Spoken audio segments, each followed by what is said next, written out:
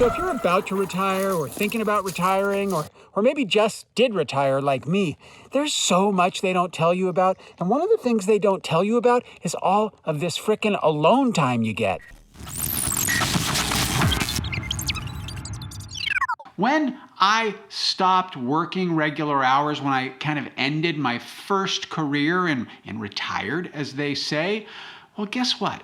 My playmates, they're all still working. So like when I now call my buddy John, who I ride bikes with a lot, maybe it's 2 o'clock and I'm like, John, can you sneak out and maybe we can go for a bike ride? And now I get a pause and he's like, fuck you, Nick, I'm working. Is being alone so bad? Well, no, actually it's not. And left to my own devices, I could probably be alone more than is healthy. But that's not really what I want to do. And that's not really going to be good for me in the long run. And what am I going to do about it? Well, I guess it kind of falls into two camps, right? On one camp, you got to hold on to the friends you have, and the other camp, you got to make new friends. So let's take them one at a time.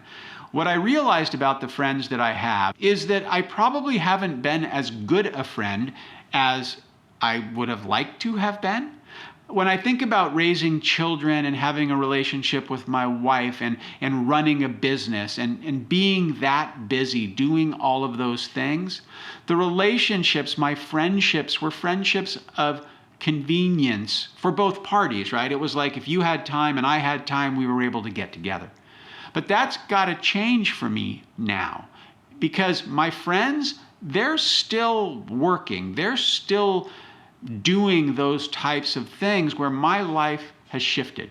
So I'm going to really make an effort to be a lot more flexible in what I do with my friends and how I make myself available to them and just be willing to meet them on their terms because their lives honestly are a little bit more complicated than mine. And I'm also going to be more persistent in the way that I kind of make time or ask for time or set up things to do. And this third thing is going to be hard and I really want to do it, but it's a new learning thing for me and maybe for you. And that is to be a little more feminine. I want to take the things that I've learned in my relationship with my wife and being married, that intimacy, that level of connection, and I want to put that out there for my close friends. For those of us over 50, making new friends is even harder because we can be set in our ways and our social circles are established. We're just not in new environments as much as maybe we were.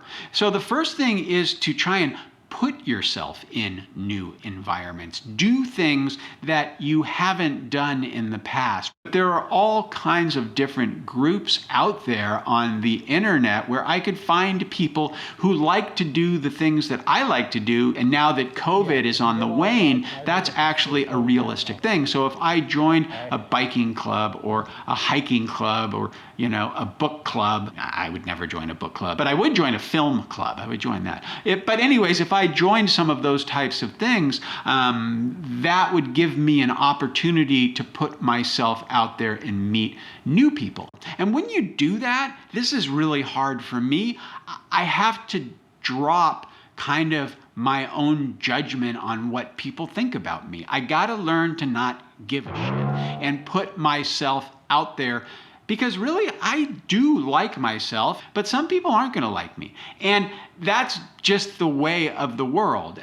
The biggest part is for me to not care so much. And making new friends over 50, especially for men, is not the easiest thing in the world. And it's not the easiest thing in the world for me. And recently I've had to get better at being alone and being okay with being alone. So when I went to Canyonlands National Park on that bike ride, I'll link the video, I was alone. Or when I did the Yosemite hike, I did it alone because I couldn't find anyone to do it with me.